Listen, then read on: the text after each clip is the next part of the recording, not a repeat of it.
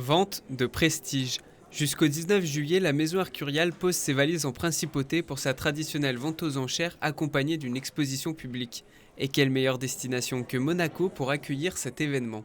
Quand on dit à un client qu'on va vendre leur montre ou leurs bijoux à Monaco, ils se disent ah ben c'est chouette, voilà, on trouve un lieu très prestigieux pour les vendre. Et puis quand on s'y trouve, on s'aperçoit qu'il y a quand même des gens du monde entier qui viennent à Monaco, parce que Monaco dispose d'une notoriété internationale depuis toujours. Donc ça permet aussi de toucher une clientèle qui n'est pas forcément celle que l'on touche à Paris et qui est effectivement très en cohérence avec le contenu de nos ventes. Donc voilà, le cercle est plutôt vertueux. La vente aux enchères regroupe des pièces de joaillerie, des montres ainsi que des sacs Hermès vintage. Elle se déroule sur plusieurs jours, ainsi des centaines d'œuvres d'exception sont exposées, dont une bague ornée d'un saphir de 37 carats. On retrouve également 3 pièces historiques. Donc on a notamment 2 sacs de voyage Hermès tout à fait extraordinaires puisqu'ils ont appartenu à Serge Gainsbourg.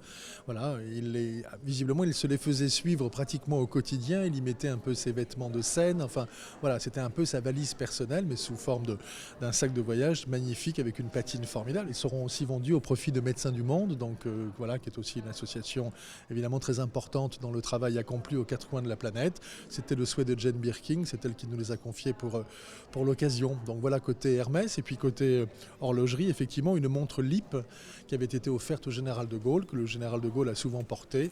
Cette vente fait la part belle à l'histoire puisque l'on retrouve également une montre appartenant à un nageur de combat de la Seconde Guerre mondiale. Quoi qu'il en soit, les enchères devraient encore une fois tutoyer les sommets du plafond de l'hôtel Hermitage.